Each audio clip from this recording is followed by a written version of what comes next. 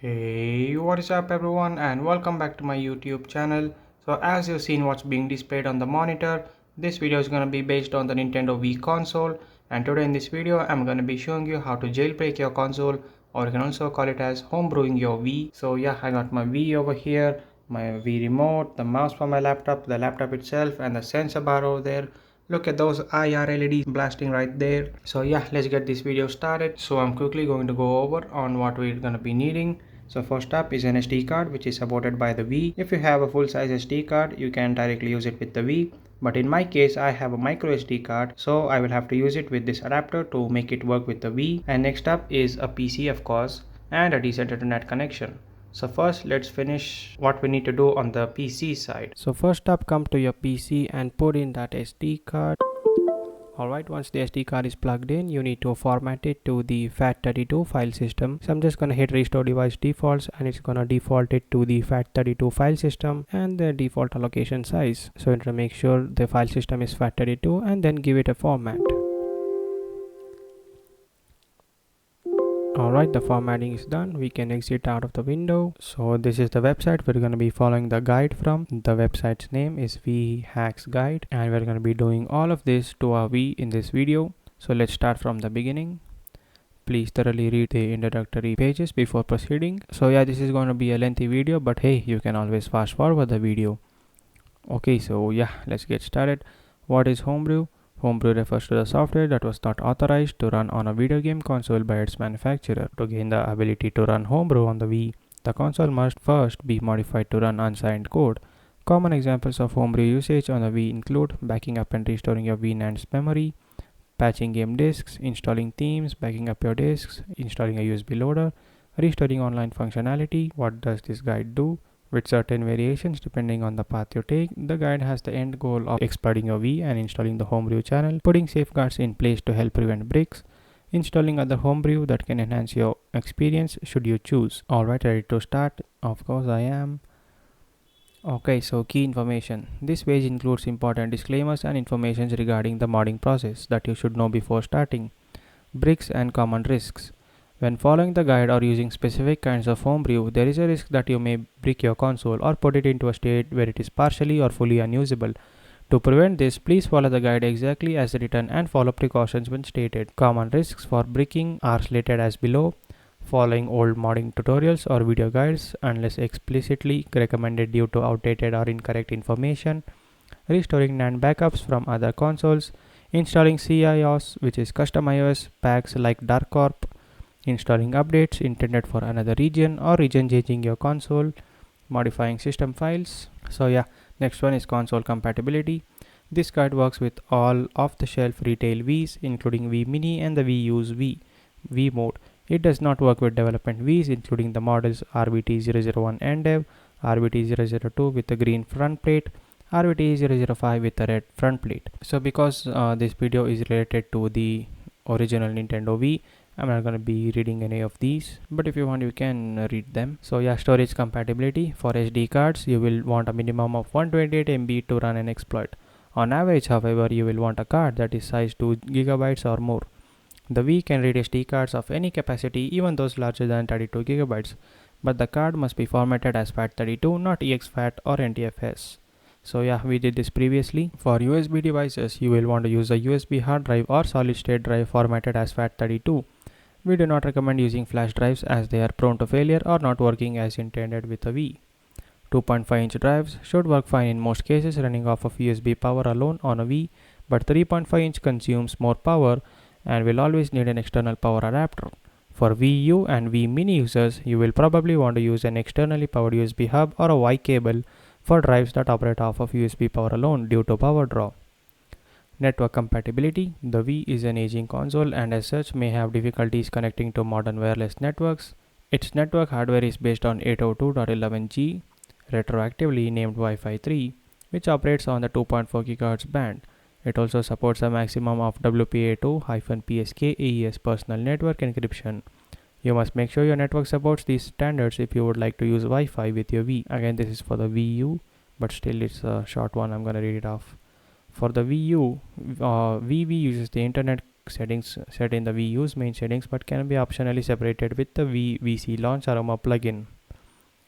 Alright, so this is the getting help. If you want, you can read it. Okay, now let's continue to get started. If your V is already soft modded and you would like to update the soft mods, follow this guide to upgrade your setup.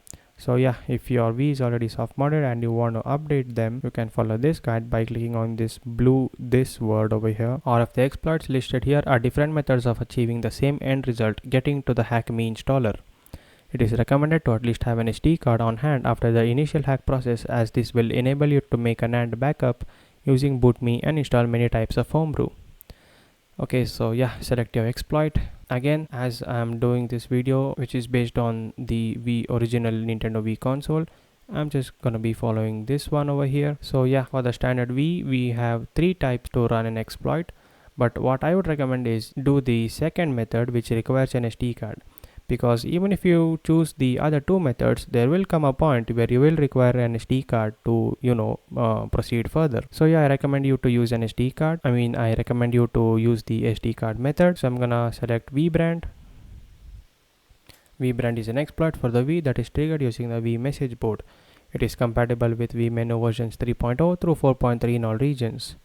There are 2 methods listed on this page used to create the proper vbrand exploit. vbrand web is recommended for ease of use, so we're going to be choosing vbrand web. So the requirements: an SD card formatted to FAT32 or MS-DOS. Again, we did it in the beginning. Make sure you format your SD card to the FAT32 file system. A Wii on version 3.0 or newer. And a side note, SD cards larger than 2 GB will not work on the Wii menu versions before 4.0. Alright, so instructions: power on your console, obviously. Go to Wii settings. Take note of the letter next to the system version in the top right corner of the screen. This letter corresponds to your system menu region, which you will need to know for the corresponding steps. Next, navigate to Internet, console information. Take note of your full MAC address. So yeah, basically what we need to do is we need to get the system menu region and the console's MAC address. So let's switch over to our Wii and do that. Alright, so what we need to do is we need to get our system menu region, the version and the letter beside it, and our console's MAC address. So let's head over to the Wii settings over here, Wii options, Wii settings, and then this is the version of your Wii and the system menu region, which is the letter U in the end over here. So take note of that. And then to get our console's MAC address, we can head over to the next page, go to Internet, console information, and here is a MAC address. Now again, I'm gonna be censoring this because you must not leak your MAC address to anyone. So yeah, once you have got the MAC address, you can either click a picture of it, or if you have your PC nearby, you can just look at the screen and then type in the MAC address in the coming steps. So once you have taken note of the system menu version and the region letter, you can head over to this page over here. I'm going to open the link in a new tab. And then now here what you need to do is you need to input your system version. Mine is 4.3 and the letter which was beside it, mine was U. And here you need to enter the MAC address which we saw earlier. So enter your console's MAC address. I'm gonna enter mine. Again, I'm gonna be blurring this because you must not leak your MAC address to anyone. So once you have filled in your console's MAC address, you need to make sure this checkbox is ticked, which says bundle the HackMe installer for me. Once you have checked the box, complete the captcha. Once the verification is done, you can either cut any of the wire. Even if you cut the green wire, it does the same thing. You cut the pink wire, it does the same thing. I'm just gonna go with the green wire. And here we get vbrand build output. And if you scroll down to the bottom, here you will see a download button. It says download your zip. Click on that and then download the zip file. Next, copy the private folder and the boot.elf file from the downloaded zip file to the root of your SD card. So let's do that. I'm gonna head out to my SD card and then go to where I have downloaded the exploit, and I'm gonna open the zip file. So we need to copy the private folder and the boot.elf file to the root of our SD card. So I'm gonna put them side by side first. Alright, so the private folder and the boot.elf folder Select these two and then drag and drop them into the root of your SD card. Once that is done, give it a couple of refreshes, and then we can go ahead and eject the SD card and then put it in our V console.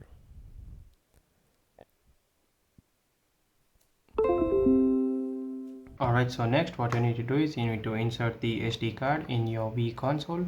So I'm just gonna do that real quick. Alright, so once you have inserted your SD card into the V console, you need to head over to the V message board over here, and then if you don't see anything, just go back, go front, and yeah, here it is. If you don't find the this letter bomb exploit, you can like go back and front and check other dates to find the exploit. Next, what you need to do, you need to just get the cursor on the letter bomb icon and then press the A button, and then now the exploit is going to load. As you can see, it's loading. Give it like half a minute or something.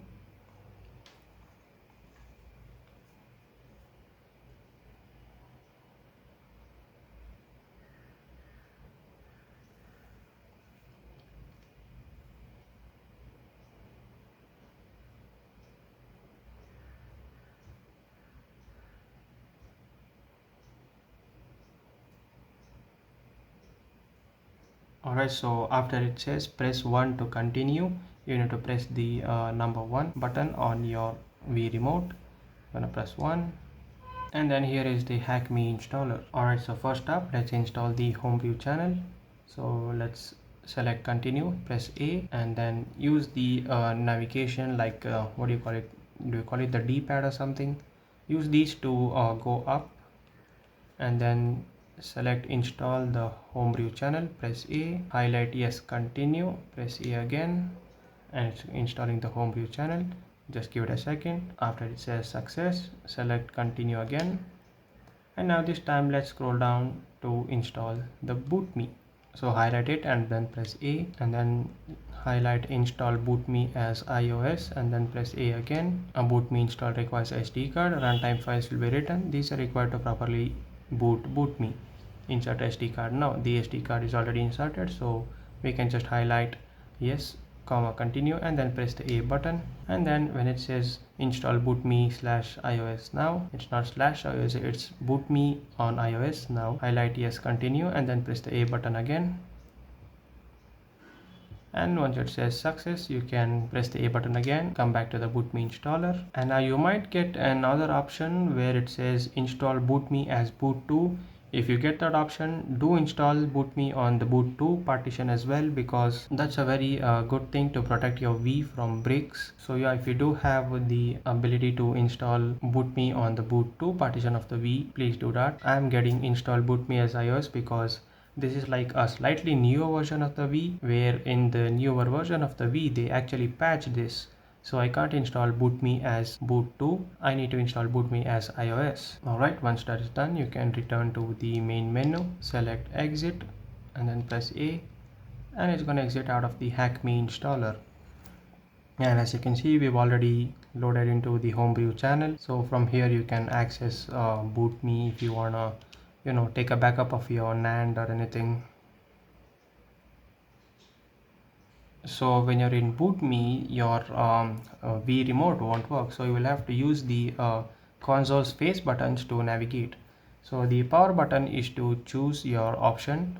So as you can see, it scrolls right, and the reset button on the console is to select. So now if you want to make a backup of your Wii's NAND, you can head over to the gears icon and then press the reset button to select, and here you can select the icon with the green arrow to back up your NAND. But now I'm not gonna do that, as I have already packed up my NAND, and if you want I will show you how to do it in one of my future videos or something. For now I'm gonna exit out of this. I'm gonna use power button to navigate, press the reset button to select, and then highlight the, oh, it was already highlighted, okay, highlight the V logo, and then press the reset button to go back to the V system menu. Again press A to continue, And now as you can see, we have the Homebrew channel over here. And I wanted to read a few things over here. So as you can see, BootMe can be installed in two ways: directly to a part of the V bootloader called Boot2 and via an iOS. BootMe under Boot2 is preferred as it provides extended brick protection, but V's with a vulnerable Boot1 that allows this installation are considerably rarer, having been manufactured before 2009. In most cases, installing BootMe as iOS should be fine as long as you also install preloader, which will be installing in the further steps. And as I told you, if you do not have an SD card, you cannot install nor use BootMe, regardless of whether you install it as iOS or Boot2. You can always install it later. And one more thing I wanted to tell you guys. So yeah, a side note, if a V has BootMe installed as Boot2, your disk drive will flash very briefly after the immediate flash that happens when you press the power button. So yeah, that's what I wanted to say. Alright, so next we can continue to making a NAND backup using BootMe. So BootMe allows for backing up and restoring your V's NAND storage.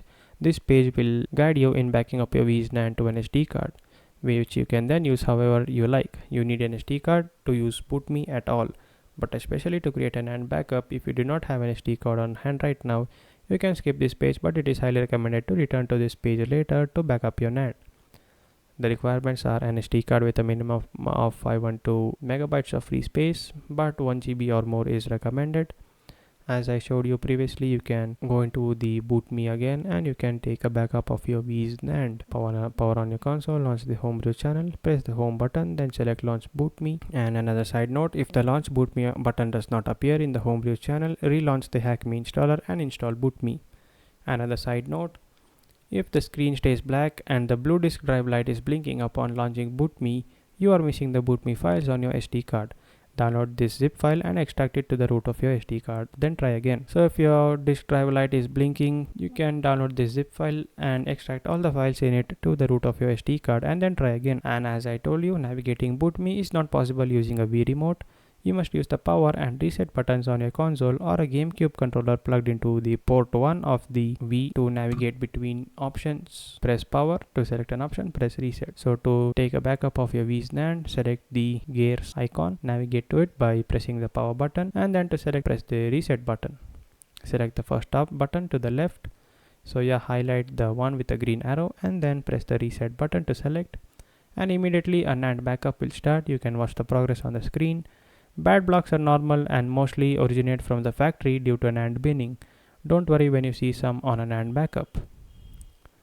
After the previous step completes, BootMe will verify the backup ideally. All the blocks should be green after the verification process. If you have factory bad blocks with uncorrectable pages, these blocks may fail to verify. As long as all non-bad blocks are successfully verified, they should be fine. Again, once the BootMe backup is completed, as you can see, hit any button to exit.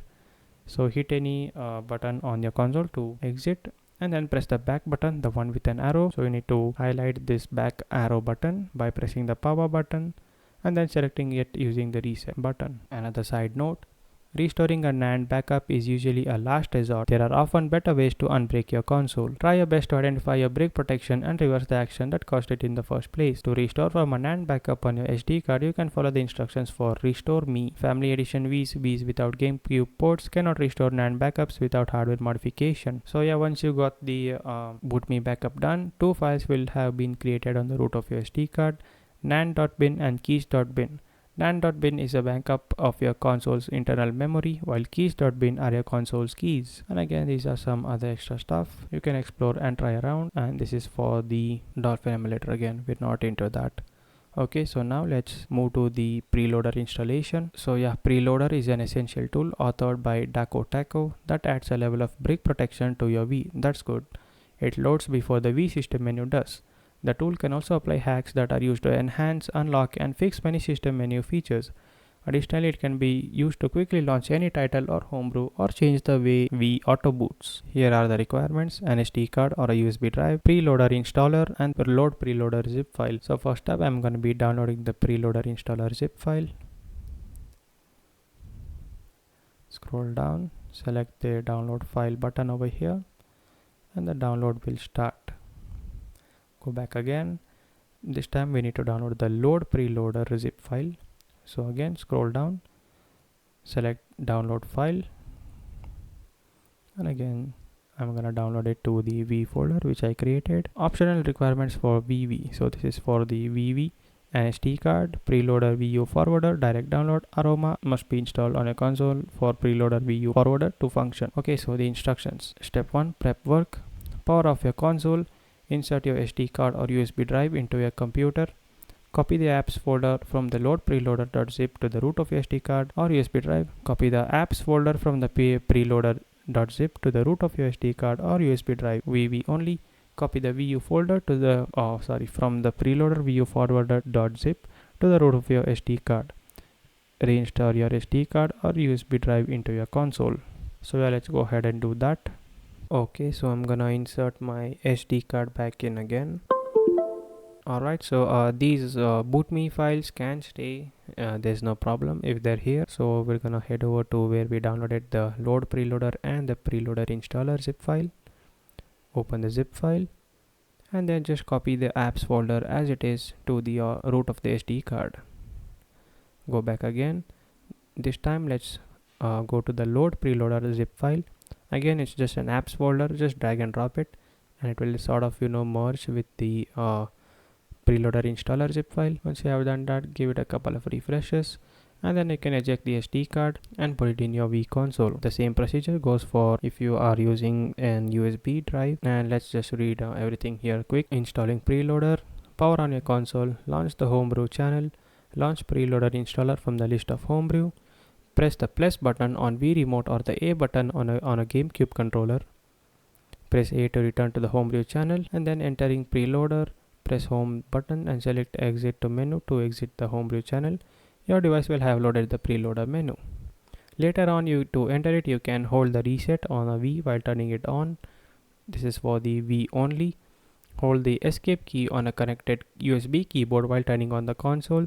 This applies for the V, VV and V Mini. Run the load preloader tool from the Homebrew channel. This is supported by the original V, VV and V Mini. Run the preloader VU forwarder tool, which is for VV only. Again, this is the configuring preloader thing. You can check it out afterwards. So let's head over to the V and then install the preloader. Okay, so I'm gonna put my SD card back into the V console. Alright, once that is done, you can go ahead and open up the Homebrew channel.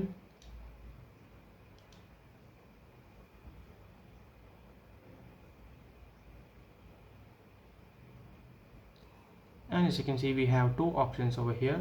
The first one is load preloader and the second one is preloader installer.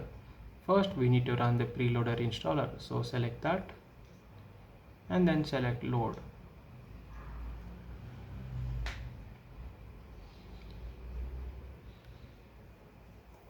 So we're gonna have to wait for some time. Okay, so press plus or A to install or update preloader. Press minus or Y to remove preloader and restore system menu. Press home or start to chicken out and quit the installer. What's that chicken out? So we're going to be installing the preloader. So I'm just going to press the plus button on my V remote. I'm going to press that and the preloader installer will start installing. So once everything is done, I can press A to exit back to the loader.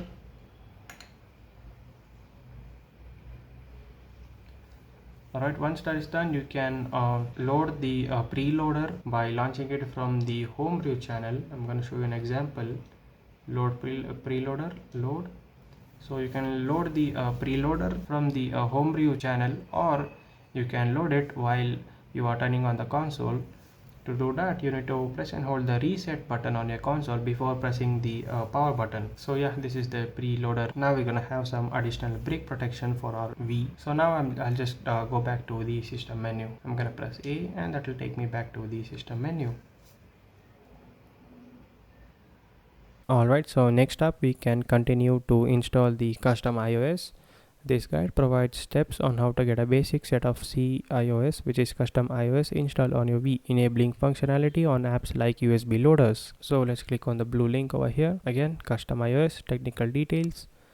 CIOS. Custom iOS are iOS that are patched to allow custom functionality, while custom iOS has largely been supplanted by, I don't know what is this, AHBPROT, which gives complete hardware access. It still has useful applications. For example, this enables the functionality of USB loaders like USB Loader GX and vFlow alongside other pieces of Homebrew like Save Game Manager GX. You can skip this process if you want, but generally it extends your V with little to no downsides. So let's go ahead and install the custom iOS. So the requirements for this guide is only intended for V users. So if you have a VU or a V Mini, you need to go to this guide. Just click on the yellow highlighted text over here and it will take you there. But as I have the original V, I'm gonna stay on this page. So yeah, requirements: a V, of course, an SD card or USB drive, and the D2X custom iOS installer. So first up, I'm gonna take the SD card from my V and then put it inside my PC. Alright, I have inserted my SD card in my PC. We can close this for now. Now what you need to do is you need to click this blue highlighted text over here which says D2X custom iOS installer and then download the file. Okay, once that is downloaded. Okay, so yeah, here we go again with the instructions. Section 1, downloading. If you are on macOS or on Linux, you may download and run this script and it will download the WAD files for you. If you are able to connect your V to the internet, you may skip to section 2. Okay, so yeah, I'm just gonna follow the non-internet method. Okay, so first, power off your console, insert your SD card or USB drive into your computer. On your computer, download NUS downloader. Just click on the highlighted text and the download is going to start. Copy all files from the NUS downloader zip to a folder on your computer. Okay, let's do that. So mine is on desktop, V. Okay, so what it said was copy all files from the NUS downloader.zip to a folder on your computer. So I'm just gonna do the extract to method using WinRAR. Again, you can use any extracting tool. Open it up, run NUS downloader.exe. Gonna double click on it. Again, this Windows smart screen might pop up, but it's okay, you can select run anyway. And now here a window is opened. You can close the file explorer.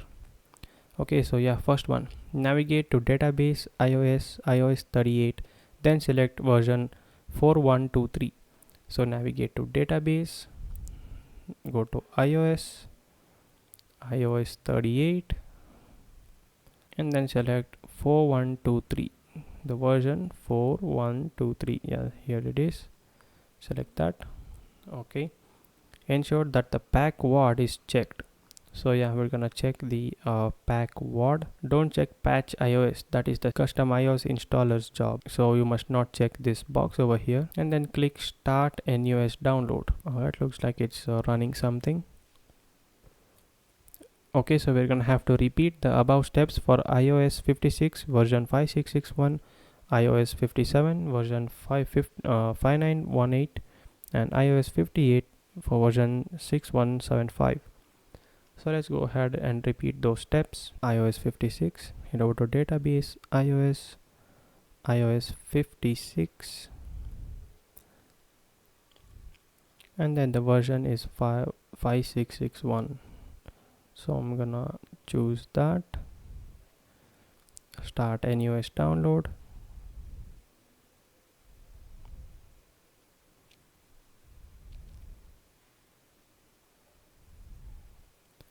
Once that is done, go to database again, iOS 57, and then the version is 5918. So yeah, iOS 57 5918. Start NUS download.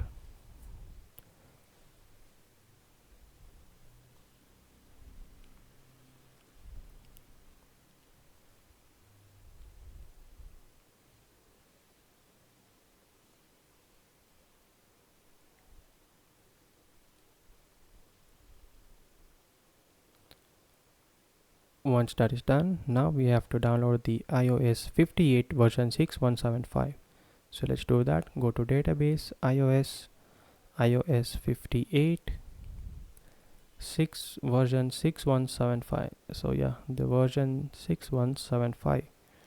Start NUS download. So yeah, when the process is complete, there will be a folder named titles in the same folder as the NUS downloader. Open the titles folder and navigate through them until you locate the 4 WAD files you downloaded. Place each WAD file on the root of your SD card or USB drive. This must be the same device containing the D2X custom iOS installer. So yeah, the WAD files on your SD card should look like this. Okay. We can go ahead and close this window. Head over to the file explorer again. The NUSD mod folder, titles, and we should what did it say? Yeah, navigate through them until you locate the 4 WAD files. So navigate through them until I locate the 4 WAD files. Not this. Not this. Oh wait. Okay. Navigate through them until you locate the 4 WAD files, not the 4 WAD files together. They'll be individual in other locations. We have to copy them to our SD card. Okay, I got it. Okay, head over to titles 6175 iOS 58. I'm just gonna copy it to my SD card like this. Go back again. 4123. Again, copy the WAD to my SD card just like that. Head over to titles again. Open the third folder 5661. Copy the WAD file to the SD card again. Go back to titles and the last one 5918 iOS 57. Copy to the SD card. Okay, so yeah, so we got all the files correctly on our SD card. iOS 38, iOS 56, iOS 57, iOS 58. And now I think you can go ahead and delete other folders or files. So I'm just gonna delete all of these and also the installer log. Delete them. And now copy the apps folder in the D2X customize installer.zip to the root of your SD card or USB drive. Okay, so I'm going to go to the folder where I have saved the D2X customize installer.zip, and then just copy the apps folder as it is from the zip archive to your SD card.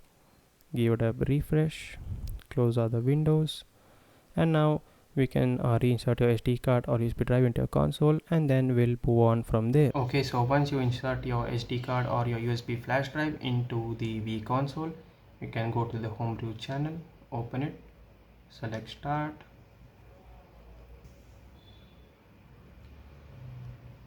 and now we need to launch the D2X CIOS installer, custom iOS installer. Select it, select load, and again it's loading, so we have to wait. So yeah, this is the disclaimer and the warnings. Press any button to continue. Okay, so we're gonna have to set these values over here. I don't know what you call it, I'm just gonna call it values. So the first one we need to set it as, oh wait, how do I navigate? Oh yeah, it is navigating. I thought the pink background is going to move.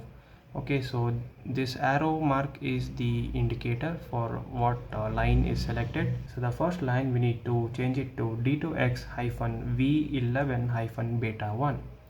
So you can use the up and down buttons on the D-pad or whatever you call it, and then go to the first line, make sure this arrow is in the first line, and then use the right button and then select D2X-V11-beta1.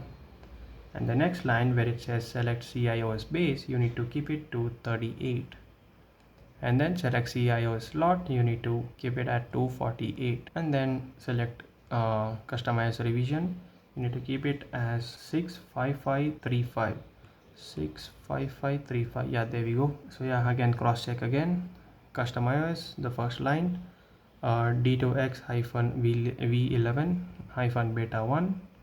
The second line, CIOS base 38, CIOS slot 248, CIOS revision 65535. After everything is correct, you can press the A button on your Wii remote and then press A button again. Downloading and patching contents. So again we have to wait.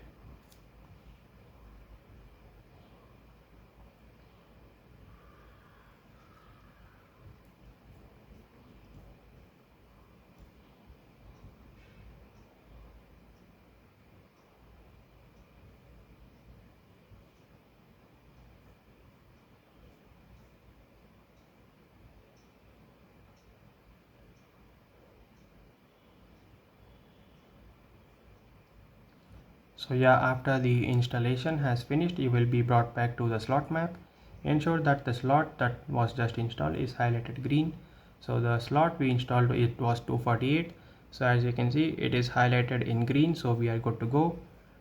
Again, we need to press A, and now this time we need to change these values again, not all of them but some of them. So yeah, the first line you need to keep it as default d2x-v11-beta1, and then the CIOS base you need to keep it at 56, and then the CIOS slot is 249, and the CIOS revision is going to be the same, which is 65535. So yeah, again cross check d2x-v11-beta1, CIOS base 56, CIOS slot 249, CIOS revision 65535.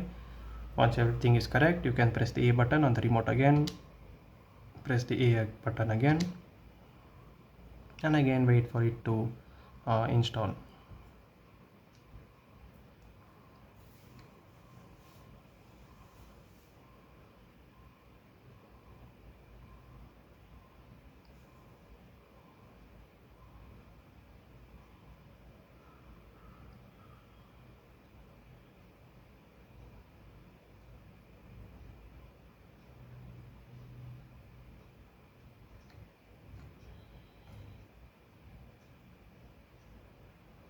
Alright, so this time we install it to the slot number 249. So we need to make sure that the slot number 249 is highlighted in green. So that means we are good to go. Press A again. And now this time again we need to change the values. So the first one is going to be the same, d2x-v11-beta1. The CIOS base is going to be changed to 57. CIOS slot is going to be changed to 250. CIOS revision is gonna stay the same, which is 65535. So once you have done that, you can press the A button again, and again wait for it to install.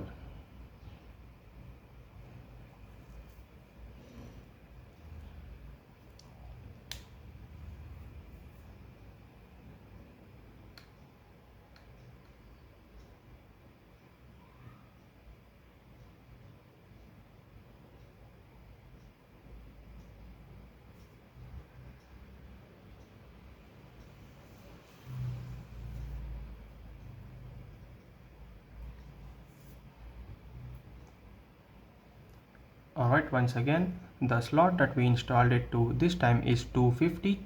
So as you can see, the 250 slot is highlighted in green, so that means we are good to go.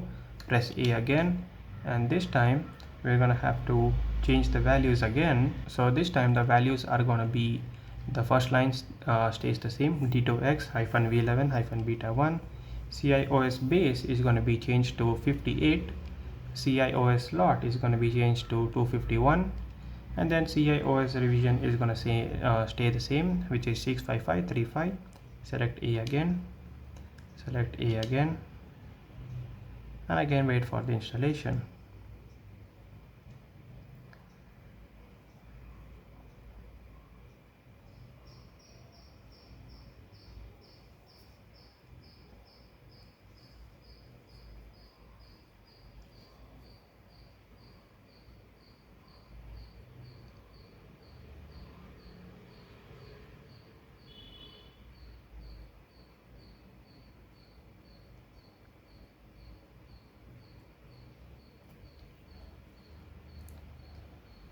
And as you can see, so this time we install it in the slot number 251.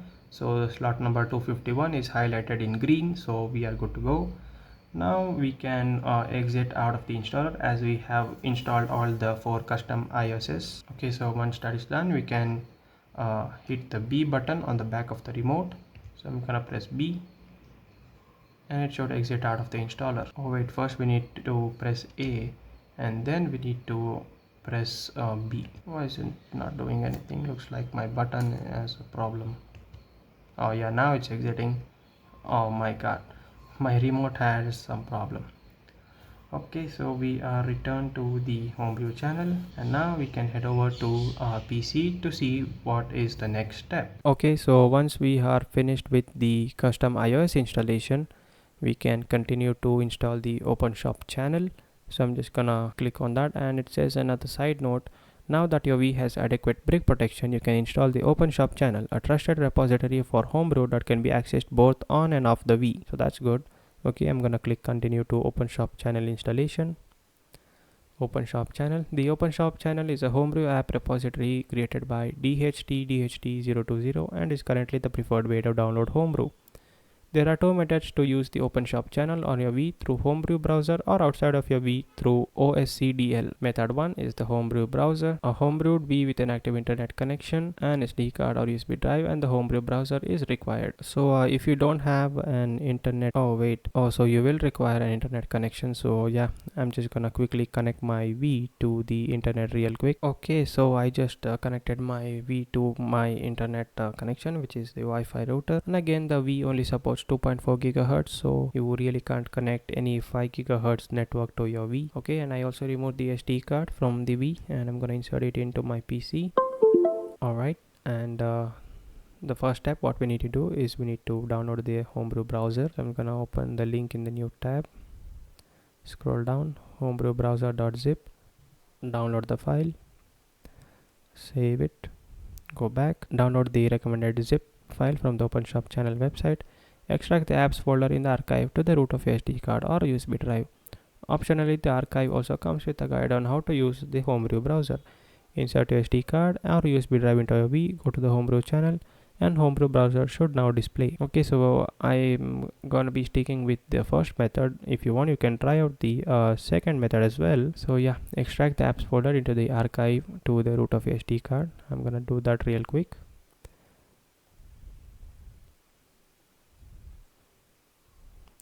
Where's that Homebrew browser? Oh, it looks like this is the guide.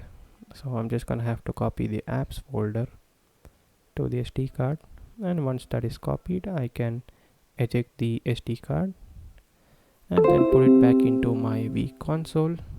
Okay, so once you insert the SD card into your V console, you can head over to the Homebrew channel, select start,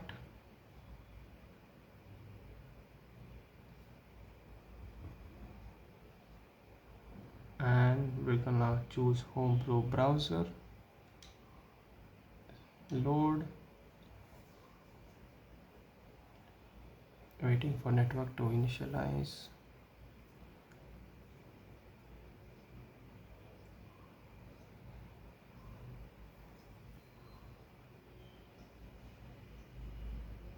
So it's loading something, extracting image files.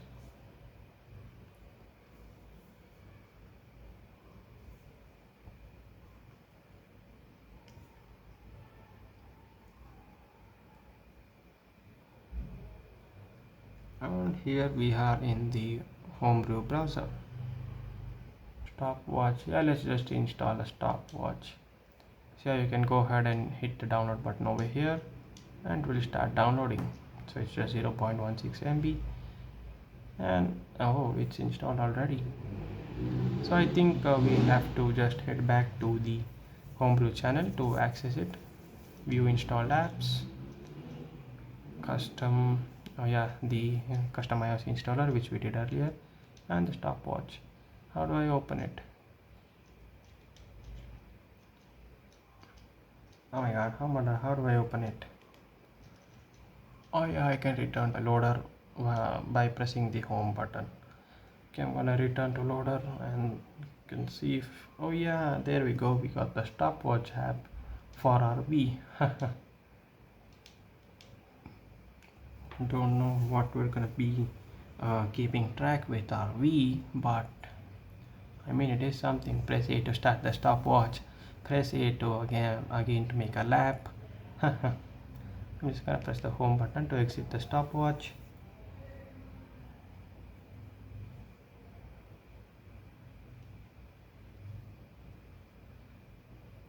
Okay, so once this is done, we can move on again. Continue to recommended Homebrew applications, I guess. This guide outlines selections of homebrew that we think are useful to have. These range from utilities to emulators and more. Let's check it out. This page outlines homebrew that are recommended by the v.hacks.guide staff for being useful, nice to have, or just flat out good. Take full advantage of the power you now have with your V. Homebrew that has the ability to make permanent changes to your V are highlighted in bold. So yeah, there are some utilities. YAWM ModMe Edition, an extensively supported word manager with additional features recommended over any other word manager due to its extensive anti-brick protection. Syscheck ModMe Edition, homebrew application which checks information about your V and pastes it back in a readable, sendable format. So yeah, there are many other like homebrew applications, utilities, games and loaders, emulators. As we saw previously, there were a lot of emulators. So yeah, entertainment. Oh, this one's good. We saw the V Media Center or the V Media Player previously. So you can also play, like you can listen to music, watch videos, and you can even play DVDs. That's good. So yeah, let's just connect to the V Connect 24. Although the V Connect 24 was discontinued by Nintendo in June 2013, there is a fan-hosted revival service that restores and expands its functionality. That's good. So yeah, VConnect 24. VConnect 24 was a service that allowed users with internet connected V's to view the weather and news, send messages to friends, participate in Me contests, and more. VConnect 24 was discontinued on June 27, 2013. VLink. VLink is a revival service for VConnect 24 that allows you to regain and expand its functionality on your console. As of late 2023, the service merged with revival project Reconnect 24 and today is just operated under the name VLink. VLink hosts a patcher for the services that it provides, ranging from international channels such as the news channel to regional exclusives such as VRoom. The guide on how to install these services as well as the patcher can be found on VLink's website. So yeah, that will take us to another website. You can check it out later. Updating RTC clock. What you need: a working internet connection on your V, the homebrew channel, an SD card or USB drive. SNTP, what's this? It's gonna make me download something, I guess. Time synchronizer synchronizes the system time to network time protocol. Time zones have to be manually adjusted.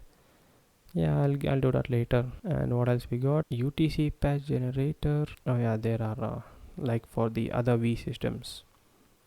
We connect 24 preloader hacks. Some preloader hacks need to be enabled on the VV and the V Mini so the VConnect 24 functions could work properly.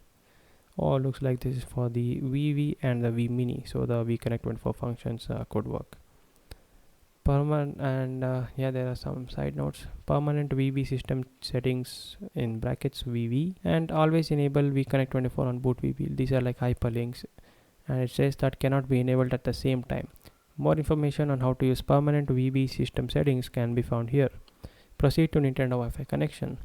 This guide takes the process of regaining online functionality to your Wii a step further by allowing the Nintendo Wi-Fi connection services to function yet again on certain games like Mario Kart Wii. While there are different private servers and services that allow this, the one covered here will be VMFI. I don't know how do you spell it. Let's just proceed. Nintendo Wi-Fi Connection was an online multiplayer gaming service for the Wii, allowing free online play. While different games were supported for longer than others, all the games are no longer able to play through conventional means as of August 2023. To regain Nintendo WFC functionality, Nintendo Wi-Fi connection, this guide provides instructions on installing WiMFi. There are several different methods to connect to WiMFi listed in order of least to greatest difficulty. Choose the method that suits your situation best. Side note here, if you get error 23904 while connecting to WiMFi, then you are using an outdated patch. Follow the steps below to see for the method. Follow the steps below for the method you are using to connect to WiMFi again. See this page for more details. Again, it's a hyperlink. Automatic disk patching via preloader. A method for WiMFi patching which runs on retail disk games automatically via the disk channel. Well, that's good. A Wii with an internet connection. System menu version 4.3. Preloader. So yeah, again, this is to automatically patch the disks via preloader, so you can try and play that multiplayer. automatic backup patching via USB loader, a method for WIMFI patching which automatically patches game backups in the latest versions of USB loader GX or vFlow Lite. Requirements are be with an internet connection, USB loader GX or vFlow Lite. So yeah, again automatic backup patching via USB loader. So yeah, these are some many other software you can use. Automatic dispatching via custom DNS, manual dispatching via Homebrew channel, manual dispatching via ULA user agreement. Again, there are many other methods. So yeah, I think we have reached the end. So yeah, congrats on making it to the end of the optional section of the main guide. You can go to the site index below if you would like to look for other guides. So yeah guys, I guess this is it. It's been a really long video. So yeah, that is it for this video guys. Thanks for watching. Please like, share and subscribe, and I'll see you in the next video.